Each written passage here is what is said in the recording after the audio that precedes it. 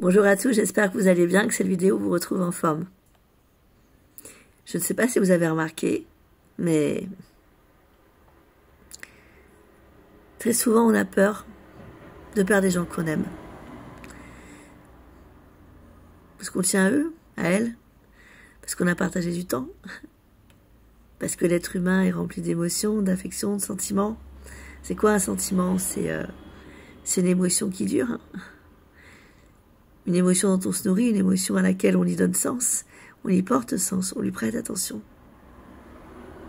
Il y a des gens qui traversent nos vies, qui restent pas, mais qui restent importants. D'autres qui traversent nos vies, qui restent plus longtemps. Mais Dieu seul sait la durée du voyage qu'on peut passer avec eux. Alors parfois on se raccroche au wagon, on essaie de retenir une personne. Et puis il y en a qui essaient de nous retenir. Parfois c'est réciproque. Mais je voudrais réfléchir sur les relations qu'on essaie de garder à tout prix, parce que je suis passée par là comme tout le monde, alors qu'en fait la personne en face elle s'en fout. Elle s'en fout, elle nous le fait comprendre, elle répond pas, elle est indifférente.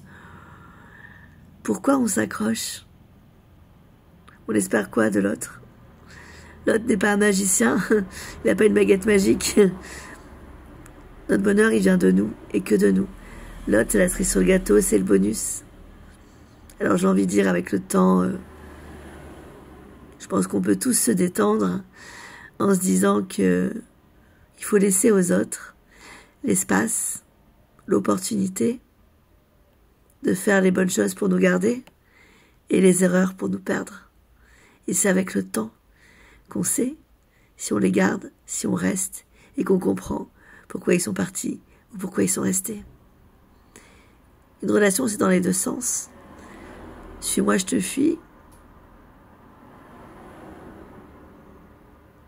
Ce à quoi on fait face s'efface, ce que l'on fuit nous poursuit.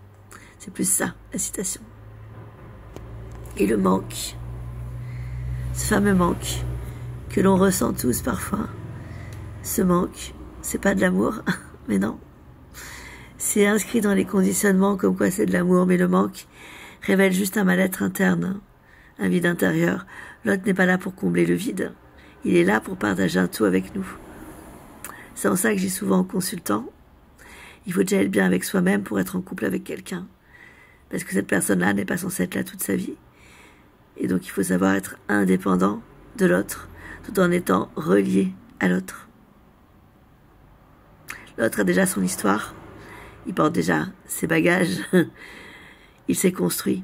On se construit tout seul, mais on se construit, c'est vrai, au travers de nos relations, au travers de l'entourage, au travers de ce qu'on vit, au travers de notre passé. Attendre de l'autre un miracle vous met dans une dépendance affective hyper toxique. N'attendez pas que l'autre vienne, solutionner votre rébut ou les mystères de votre vie. L'autre est là pour partager un tout, vous apprendre quelque chose. Par contre, c'est vrai qu'au travers de l'autre et de ses réactions, que ce soit en positif ou en négatif, oui, on se découvre et on apprend de soi. Mais je crois qu'on n'a jamais assez d'une vie pour se connaître soi-même, alors imaginez pour connaître l'autre. D'autant plus que le but de la vie, c'est la transformation. Donc quand on part de ce principe-là, il n'y a rien qui est figé. Même si on aimerait s'attacher, s'accrocher, c'est toujours rassurant de se dire « Ah, ça y est !» Pour certains, d'avoir une voiture, c'est « Ça y est, ils ont une voiture, ils ont une maison, ça y est, ils sont sauvés. » Mais dans la vie, rien n'est jamais acquis. Absolument rien, même pas un travail. Il faut se méfier aussi des gens qui parlent trop vite. Des gens qui vous disent « Ah, mon amitié était acquise par intérêt. » Méfiez-vous des gens qui, par intérêt, travaillent avec votre cœur. Parce que le cœur des anges est si tendre qu'il peut être touché par n'importe qui. Prenez soin de vous surtout.